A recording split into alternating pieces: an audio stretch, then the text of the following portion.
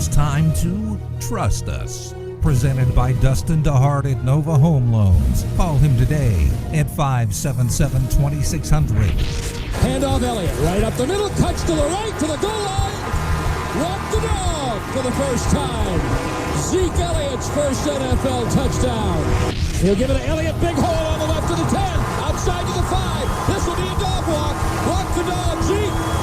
Touchdown, Cowboys. Every week at this time, trust us on fantasy football updates and news. Wednesdays, middle of the show. We're going to bring in experts, tell you during the season where you blew it, probably mock on you guys a lot. But yeah, trust us. Brought to you by our friends at Nova Home Loans. Kevin Payne, Rotowire, is chipping in today. Nice enough to give us a couple minutes with Cofield and company on this Wednesday. What's up, Kevin? Hey, how you doing? Good. So we hear some Zeke highlights there, courtesy of the Cowboys Radio Network on the way back. Now, this is tricky. So give us your best advice. If you got a draft coming up here in like the next week or so, and that's a little bit early, but next week or so, what do you do with Zeke? What have people been doing with Zeke? So starting this week, he is slowly starting to trickle down as the cheat sheets. I had him number 2 overall. I had Saquon number 1. Ezekiel Elliott number 2. If you wanted to reverse them, I wouldn't argue with you that much. They're kind of similar players. So, but we've got him all the way down on the site down to 5, and I might have him a little bit lower. If I'm drafting him the next week and he falls to the last part of the first round, I would snag him. I do think that they're going to go ahead and get something done. There was a report yesterday that Jerry Jones does want to get something done. The two sides are talking, but there's also a couple other factors here. Is he really in shape? He's down in Mexico right now, supposedly working out, supposedly ready to play football. But do we really know that for sure until we see him? Not really. Now, there's plenty of time until week 1 for him to get into shape, but I do think that's going to work out. So if he falls to the bottom of the first round, I'm fine taking him. But right now, I don't think I would take him in the first, I would even say 5 spots. I would go Barkley, Kamara, Christian McCaffrey, David Johnson, and maybe even Le'Veon Bell ahead of him. So that's where I have him right now. And every week that this goes by, obviously you've got to drop him a few more spots because we saw what happened last year with Le'Veon Bell. The other situation that's worth monitoring is obviously Melvin Gordon.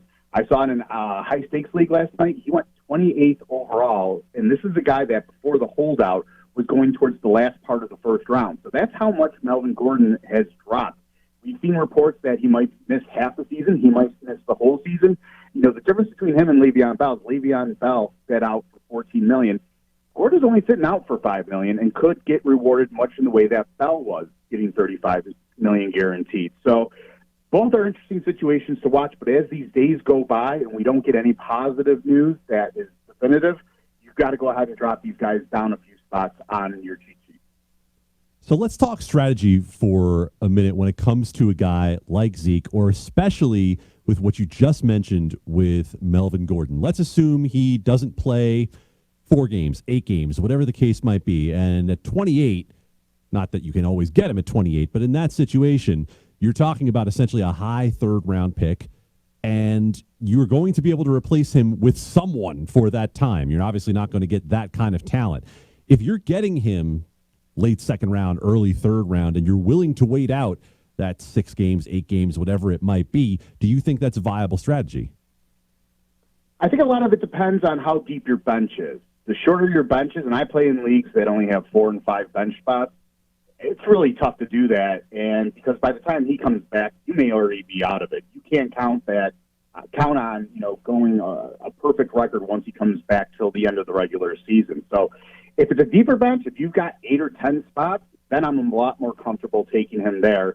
And then if at any point it looks like he's going to sit out and it'll be that date where he can't get back on the roster, then obviously he's an easy cut.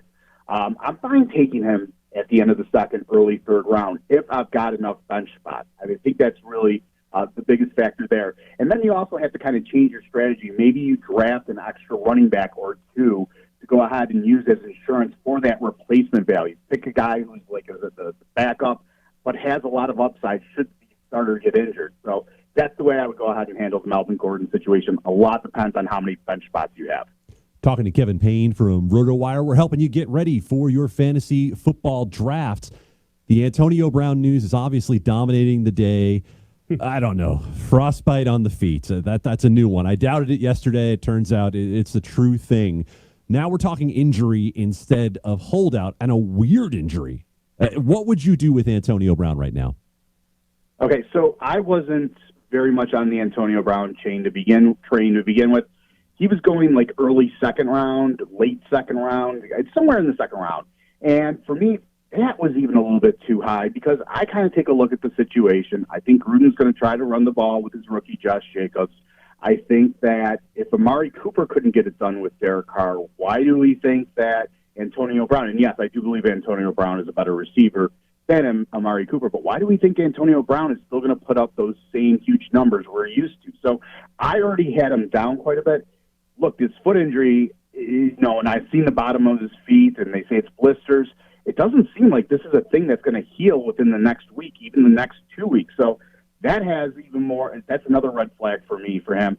I'm probably not even taking him in the first 3 rounds. I guarantee you in every single draft, somebody is going to. There's too many different factors there that are question marks for me. I'm staying away from Antonio Brown. It might not be a popular opinion. It might come back to burn me, but I'm going to stand by that and say I'm waiting probably at least till the 4th round to take him. And as I said, somebody in my draft is going to go ahead and like him enough based upon past performance that they'll go ahead and reach and take him before me. So you mentioned Derek Carr, and let's talk quarterbacks for a second because this becomes a flashpoint for people every year. People load up on their running backs now, and especially if you're in a PPR league, you're going to go for your wide receivers a little bit earlier as well. But a lot of people preach, wait on your quarterback, wait on your quarterback. Reasonably, how long should you wait on a quarterback? And is there value in those top flight guys, in a Patrick Mahomes and someone on that level, if you want to take them earlier in your draft? I think there is. The problem is I've been seeing Patrick Mahomes go a lot in the first round. If it's 6 points per passing touchdown, I kind of understand that, usually towards the last half of the first round. Totally understand that. But if it's just most leagues are 4 points for a passing touchdown, I'm a little bit more wary. And he's kind of in the tier all by himself. You've got Mahomes, and then there's some sort of tier with Cam Newton, Deshaun Watson, Aaron Rodgers, Baker Mayfield. I would still say that you can wait. And I'm talking about rounds 10 till later. And of course, it depends how the draft goes. There might be a quarterback run there in the 7th or 8th round, which might pressure you into taking somebody a little bit sooner. But I think that, like we saw with Patrick Mahomes, who was going as the 11th or 12th quarterback last year, we'll see somebody emerge who can become top 3, top 5. I'm willing to wait and take a chance on a guy like Kyler Murray, a guy like Lamar Jackson, a guy like Jimmy G, who 2 seasons ago had an 8.8 YPA. If you take a look at guys like Aaron Rodgers and Tom Brady, they haven't had an 8.8 YPA in a long time. So those guys are still out there. Even Josh Allen here in Buffalo, he's a guy that's going to get you 500-600 yards with his legs rushing. So a lot of that you have to take into consideration. Really just depends how the draft goes. But I still believe this year that if you grab a couple of those guys late, round 10 and beyond, you'll probably be okay, especially once we figure out some of these matchups and where the juicy matchups are going to be as far as the defenses they're playing. Kevin Payne's with us from Rotowire.com. 20 years, premium fantasy sports resource. 100% behind it, too, because I'll tell you, when we draft, I think like 10 of the 12 guys are using the app, which actually makes for an interesting draft because we do auction, Kevin, and everyone has the same exact price in mind for across the board around the league. Right now, there's a free 10-day trial, rotowire.com/free. I want to go back to quarterbacks for a second. You guys on the cheat sheet I'm looking at have Baker Mayfield at 4. What do you think of that at quarterback? I love it. I love it. So, yes, 4th quarterback overall, because you're still talking probably 5th or 6th round, and that's very aggressive ranking if you kind of take a look at the industry and where some other sites have him ranked. I just think the sky's the limit for him. Jarvis Landry showed last year he can be a number 1 wide receiver. Now he's got Odell Beckham on the other side. He's got an up-and-coming tight end, David Njoku, who's got a lot of upside, young guy who's going to get plenty of room to work over the middle of the field. He's got the disgruntled Duke Johnson coming out of the backfield who can still catch passes, and he's got a running game in Nick Chubb that's going to keep opposing defenses honest. So I really think that this was an aggressive ranking, but I do like it. I mean, Baker showed us that he can handle this Freddie Kitchens runs a very creative offense. They're going to find ways to get the playmakers their ball. So, there's a lot of mouths to feed, but it's all got to come from the quarterback. So that's just going to benefit Baker Mayfield and his fantasy value.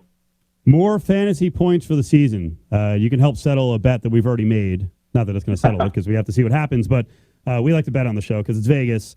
We do not, as a show, like Mitch Trubisky. We have a Bears fan on the show, and I blurted out that I think that Kyler Murray could outscore Mitch Trubisky in fantasy points for the season. Did I get a little too aggressive? No, I actually like that. I do like Trubisky. Don't get me wrong. Nagy's offense, we can see, from that Andy Reid tree, we know they can go ahead and put up points. However, Kyler Murray, he's got an up-and-coming Christian Kirk. He still has Larry Fitzgerald there. And unlike Mitch Trubisky, I think he's going to get a bunch of more rushing yards. I think he's going to get 100 to 200 more rushing yards and probably 1 or 2 more touchdowns than Trubisky. Not that Trubisky isn't going to get points on the ground, but I also like the air raid offense with Kingsbury. So I think there's a lot to like there for both guys. I think it's kind of a coin flip, but if I had to take one of those guys, I would probably go 51-49 Kyler Murray. And that's always when you make those bets, make sure you go ahead and put like a minimum number of games both players have to play to make it to qualify as a bet. I like that. All right, before we let you go, tell people about Rotowire. A lot of great stuff up there. Yeah, we still have a lot of baseball content going on, and we'll be doing a lot of stuff for the postseason. Basketball season and hockey will be upon us soon. I mean, we've got everything. We've got NHL. We've got e-gaming. All of this you can find on Rotowire.com. Go to rotowire.com/free to sign up for your free 10-day trial.